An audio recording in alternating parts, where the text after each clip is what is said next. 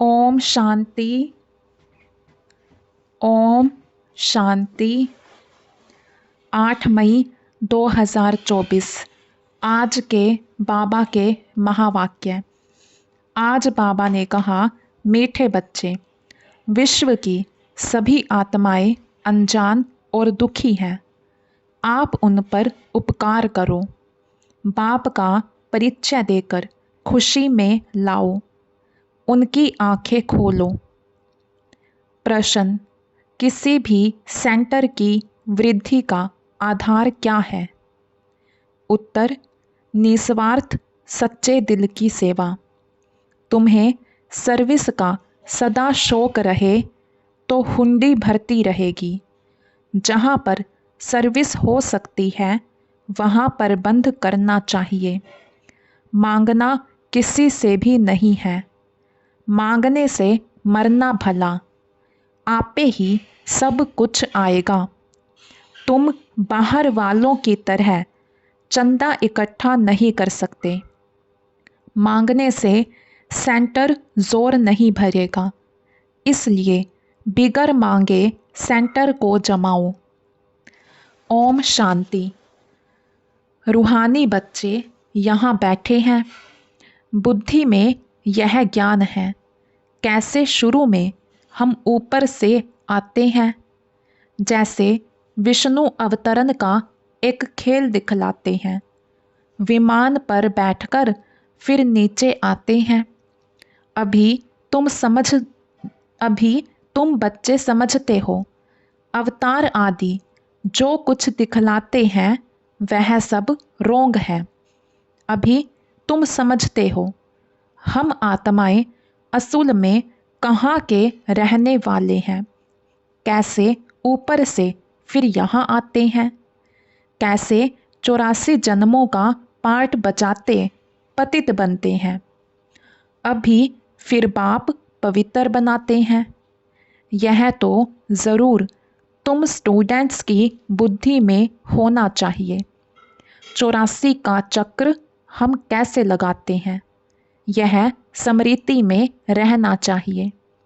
बाप ही समझाते हैं तुम कैसे 84 जन्म लेते हो।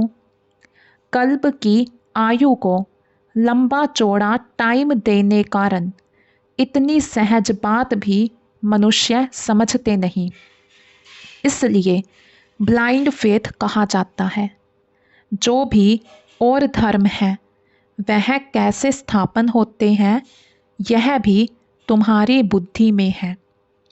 तुम जानते हो, पुनर्जन्म लेते लेते, पार्ट बजाते बजाते अभी अंत में आकर पहुँचे हैं। अब फिर वापस जाते हैं।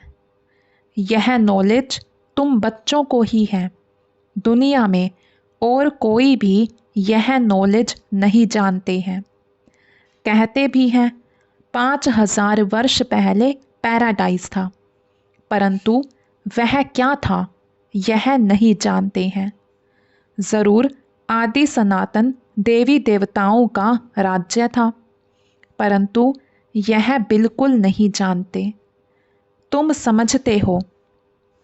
हम भी पहले कुछ नहीं जानते थे।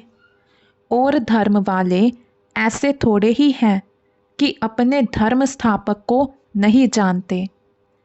तुम अभी जानकार नॉलेजफुल बने हो। बाकी सारी दुनिया अनजान है।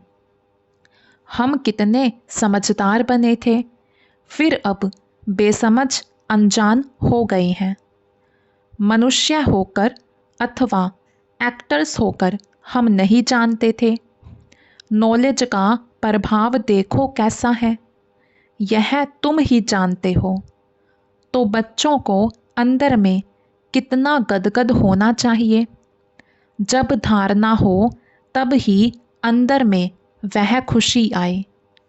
तुम जानते हो हम शुरू शुरू में कैसे आए, फिर कैसे शूद्र कुल से ब्राह्मण कुल में ट्रांसफ़र हुए। यह सृष्टि का चक्र कैसे फिरता है सो तुम्हारे सिवाय दुनिया में कोई भी जानता नहीं है। अंदर में यह ज्ञान डांस होना चाहिए।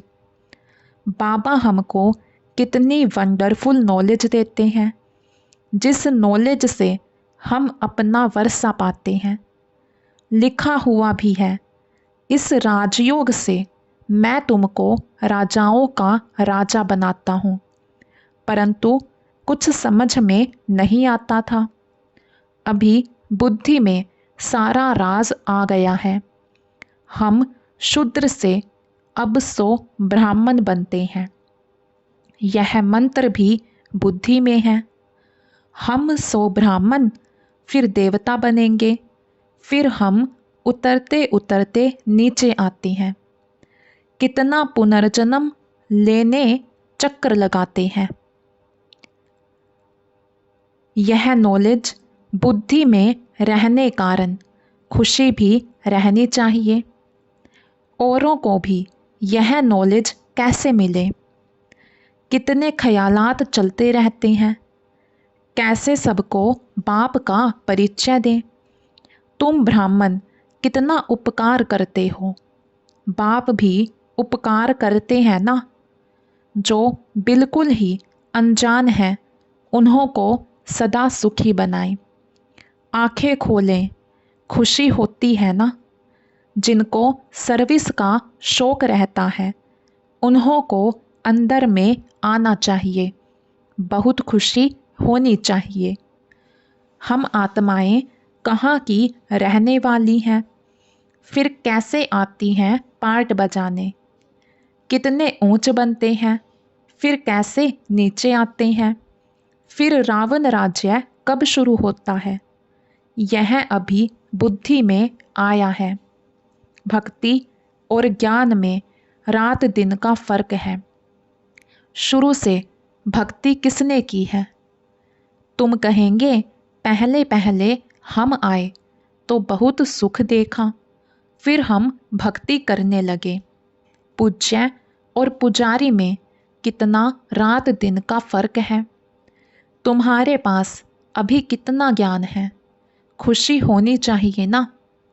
कैसे हमने 84 का चक्र लगाया है। कहाँ 84 जन्म, कहाँ 84 लाख। इतनी छोटी सी बात भी किसी के ध्यान में नहीं आती है। लाखों वर्ष की भेंट में तो यह 1-2 रोज के बराबर हो जाता है।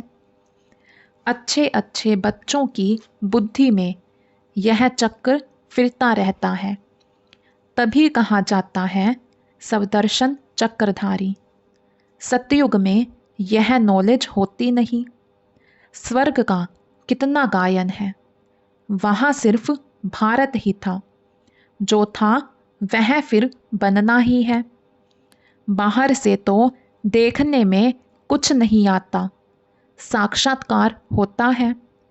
तुम जानते हो यह पुरानी दुनिया अब खत्म होनी है, फिर नंबरवार हम नई दुनिया में आएंगे। आत्माएं कैसे आती हैं पार्ट बजाने, वह भी तुम समझ गए हो। आत्माएं ऐसे कोई ऊपर से उतरती नहीं है जैसे नाटक में दिखाते हैं। आत्मा को तो इन आँखों से कोई देख भी ना सके। आत्मा कैसे आती है? छोटे शरीर में कैसे प्रवेश करती है? बड़ा ही वंडरफुल खेल है। यह पढ़ाई ईश्वरीय है। इसमें दिन रात ख्यालात चलने चाहिए। हम एक बार समझ लेते हैं, जैसे कि देख लेते हैं, फिर वर्णन करते हैं। आगे जादू वाले लोग बहुत चीज़ें निकाल दिखाते थे। बाप को भी जादूगर, सौदागर, रत्नागर कहते हैं ना। आत्मा में ही सारा ज्ञान ठहरता है। आत्मा ही ज्ञान सागर है। भल कहते हैं परमात्मा ज्ञान का सागर है, परंतु वह कौन है? कैसे वह जादूगर है? यह किसी को भी पता नहीं है। आगे तुम भी नहीं समझते थे। अभी बाप आकर देवता बनाते हैं। अंदर में कितनी खुशी होनी चाहिए। एक बाप ही नॉलेजफुल है, हमको पढ़ाते भी हैं। यह सिर्फ तुम बच्चे ही जानते हो। यह दिन रात अंदर में सिमरन चलना चाहिए। यह बेहद के नाटक का नॉलेज सिर्फ एक बाप ही सुना सकते हैं और कोई सुना ना सके। बाबा ने देखा थोड़े ही है, परंतु उनमें सारी नॉलेज है। बाप कहते हैं, मैं सतयुग त्रेता में तो नहीं आता हूँ, परंतु नॉलेज सारी सुनाता हूँ। वंडर लगता है ना। जिसने कभी पार्ट ही नहीं लिया वह कैसे बतलाते हैं। बाप कहते हैं, मैं कुछ भी देखता नहीं हूँ, ना मैं सतयुग त्रेता में आता हूँ, परंतु मेरे में नॉलेज कितनी अच्छी है जो मैं एक ही बार आकर तुमको सुनाता हूँ। तुमने पार्ट बजाया, तुम जानते नहीं हो, और जिसने पार्ट ही नहीं बजाया है वह सब सुनाते हैं। वंडर है ना। हम जो पार्टधारी हैं, हम कुछ नहीं जानते, और बाप में कितनी सारी नॉलेज है। बाप कहते हैं, मैं थोड़े ही सतयुग त्रेता में आता हूँ जो तुमको अनुभव सुनाऊं। ड्रामा अनुसार बिगर देखे अनुभव किए सारी नॉलेज देते हैं। कितना वंडर है। मैं पार्ट बजाने आता ही नहीं और तुमको सारा पार्ट समझाता हूँ, इसलिए ही मुझे नॉलेजफुल कहते हैं। तो बाप कहते हैं, अब मीठे मीठे बच्चों, अपनी उन्नति करनी है तो अपने को आत्मा समझो। यह है खेल। तुम फिर भी ऐसे ही खेल करेंगे, देवी देवता बनेंगे, फिर अंत में चक्र लगाए मनुष्य बनेंगे। वंडर खाना चाहिए ना। बाबा में यह नॉलेज कहाँ से आई। उनका तो कोई गुरु भी नहीं। ड्रामा अनुसार पहले से ही उनमें पार्ट बजाने की नूंद है। इसको कुदरत कहेंगे ना। हर एक बात वंडरफुल है। तो बाप बैठ नई नई बातें समझाते हैं। ऐसे बाप को कितना याद करना चाहिए। 84 के चक्र को भी याद करना है। यह राज भी बाबा ने ही समझाया है। विराट रूप का चित्र कितना अच्छा है। जो लक्ष्मी नारायण अथवा विष्णु का चित्र बनाते हैं वही दिखाते हैं हम कैसे 84 जन्मों में आते हैं। हम 100 देवता, फिर क्षत्रिय, वैश्य, फिर शूद्र। यह सिमरन करने में क्या कोई तकलीफ है। बाप है नॉलेजफुल। कोई से पढ़ा थोड़े ही है, ना शास्त्र आदि ही पढ़ा है। बिगर कुछ भी पढ़े, बिगर गुरु किए इतनी सारी नॉलेज बैठ सुनाए, ऐसा तो कभी देखा नहीं। बाप कितना मीठा है। भक्ति मार्ग में कोई किसको मीठा समझेंगे। जिसको जो आता है उनकी पूजा करने लग पड़ते हैं। बाबा बैठ सब राज समझाते हैं। आत्मा ही आनंद स्वरूप है, फिर आत्मा ही दुख रूप छीछी बन जाती है। भक्ति मार्ग में तो कुछ भी तुम नहीं जानते थे। मेरी कितनी महिमा करते हैं, परंतु जानते कुछ भी नहीं। यह भी कितना वंडरफुल खेल है। यह सारा खेल बाबा ने समझाया है। इतने चित्र सीडी आदि के कभी देखे भी नहीं थे। अब देखते हैं, सुनते हैं तो कहते भी हैं यह ज्ञान तो यथार्थ रीति है, परंतु काम महाशत्रु है, इस पर जीत पानी है, तो यह सुनकर ढीले पड़ जाते हैं। तुम कितना समझाते हो, समझते ही नहीं। कितनी मेहनत लगती है, यह भी जानते हैं। कल्प पहले जिन्होंने समझा था वही समझेंगे। दैवी परिवार वाले जितने बनने वाले होंगे, उन्हों को ही धारणा होगी। तुम जानते हो, हम श्रीमत पर राजधानी स्थापन करते हैं। बाप का डायरेक्शन है, औरों को भी आप समान बनाओ। बाप सब ज्ञान सुना रहे हैं, तुम भी सुना रहे हो, तो ज़रूर यह शिव बाबा का रथ भी सुना सकता होगा, परंतु अपने को गुप्त कर देते हैं। तुम शिव बाबा को ही याद करते हो, इनकी तो महिमा भी नहीं करनी है।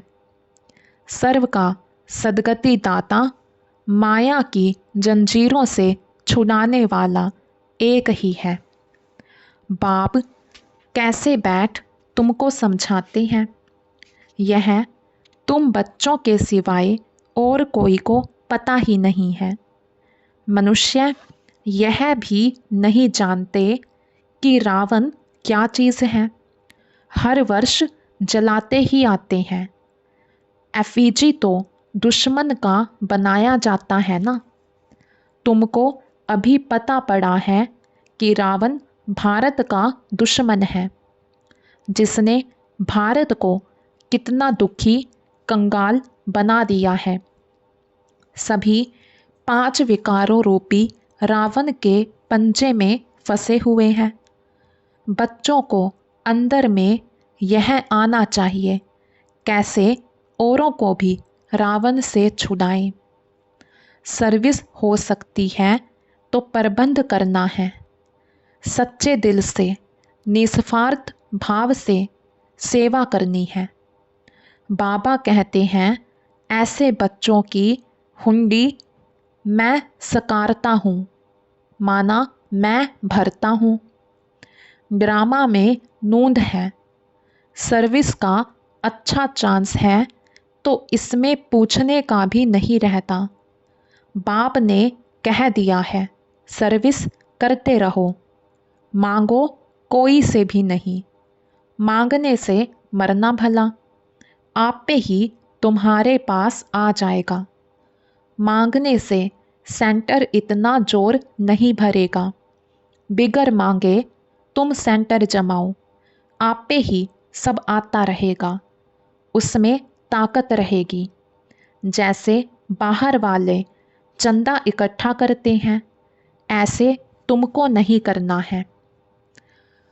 मनुष्यों को तो कभी भगवान नहीं कहा जाता। ज्ञान तो है बीज, बीज रूप बाप बैठ तुमको ज्ञान देते हैं। बीज ही नॉलेजफुल है ना। वह जड़ बीज तो वर्णन कर नहीं सकेंगे, तुम वर्णन करते हो, सब बातों को समझ सकते हो। इस बेहद के झाड़ को कोई भी समझते नहीं है। तुम अनन्य बच्चे जानते हो, नंबरवार पुरुषार्थ अनुसार। बाप समझाते हैं, माया भी प्रबल है, कुछ सहन भी करना पड़ता है। कितने कड़े कड़े विकार हैं। अच्छे अच्छे सर्विस करने वालों को चलते चलते ऐसी माया की चमाट लग जाती है, कहते हैं हम तो गिर गए।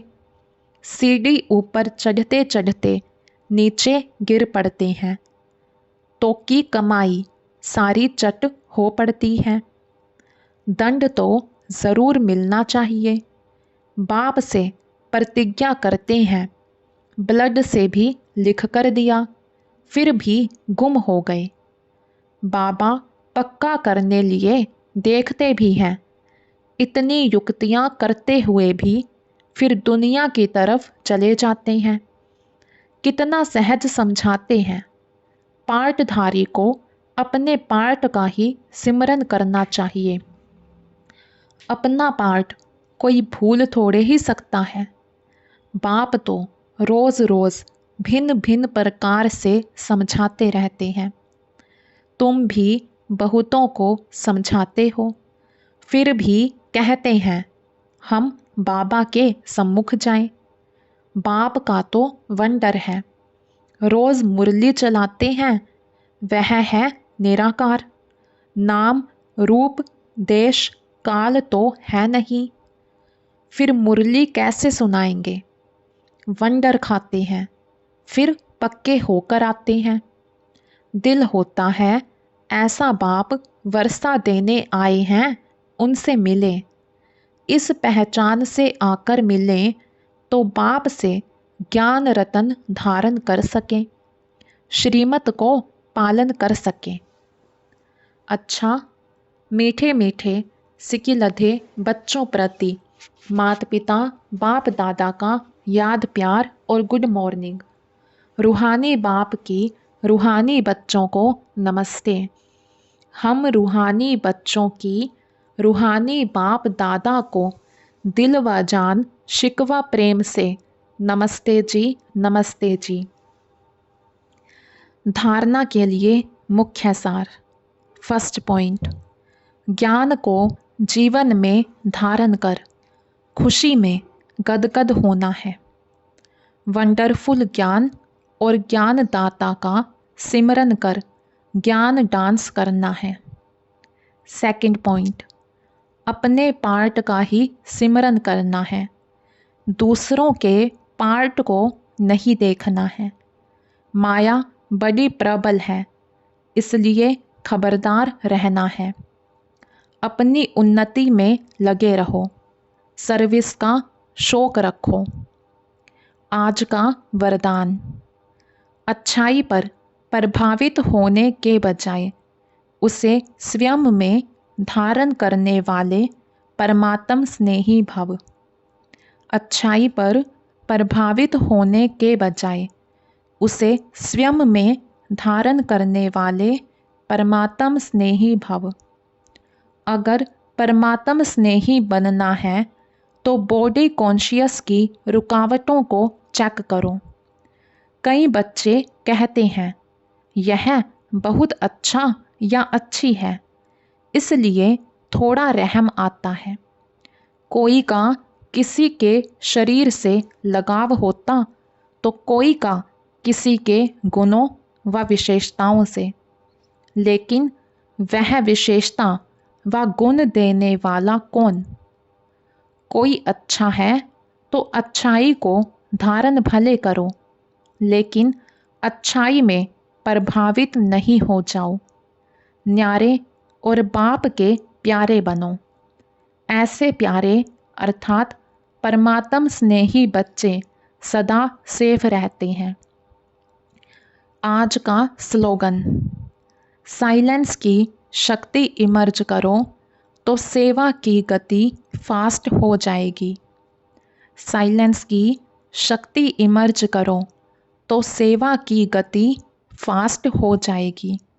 अच्छा, ओम शांति।